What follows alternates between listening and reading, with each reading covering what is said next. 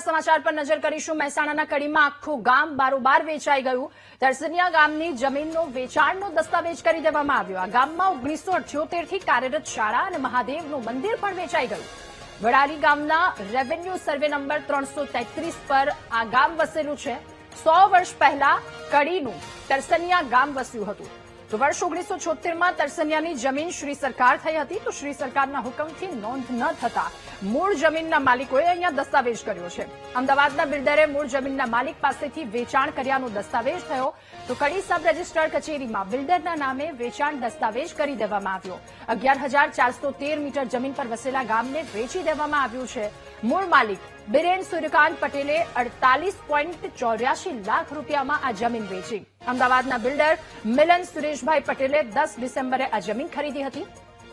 તો અધિકારીઓની મિલીભગતના કારણે જમીનનો દસ્તાવેજ થયાનો આક્ષેપ પણ છે।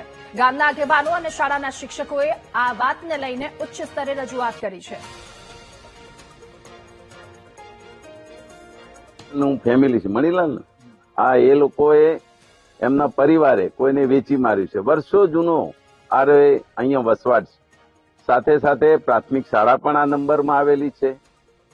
મારી ધારણા મુજબ 1982 થી અહીંયા સ્કૂલ બનેલી છે। મહાદેવનું મંદિર પણ 150 વર્ષ પુરાનું છે, જૂનું છે, અને એ પણ આ નંબરમાં આવે છે। છતાં પણ આનો દસ્તાવેજ કઈ રીતે થયો એ ખરેખર આ ભૂમાફિયાઓ અને સરકારી તંત્ર મિલીભગતથી કરી હોય, અધિકારીઓએ મિલીભગતથી કરી હોય એવું આજના હિસાબે મને લાગી રહ્યું છે। મારી વિનંતી છે કે આના અનુસંધાને સરકાર કડક પગલાં લે।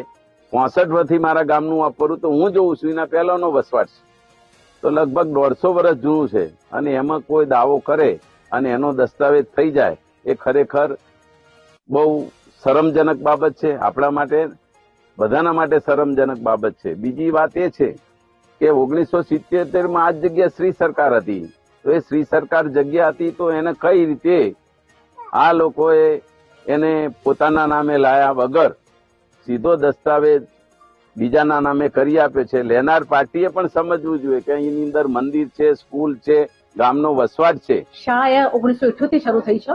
શાળામાં 1 થી 5 ધોરણ છે અને સંખ્યા છે અમારે 27 સંખ્યા છે। અને અમને ખ્યાલ આવ્યો ત્યારથી પછી અમારા સર પ્રિન્સિપલ સરે સીઆરસી સાહેબને વાત કરી।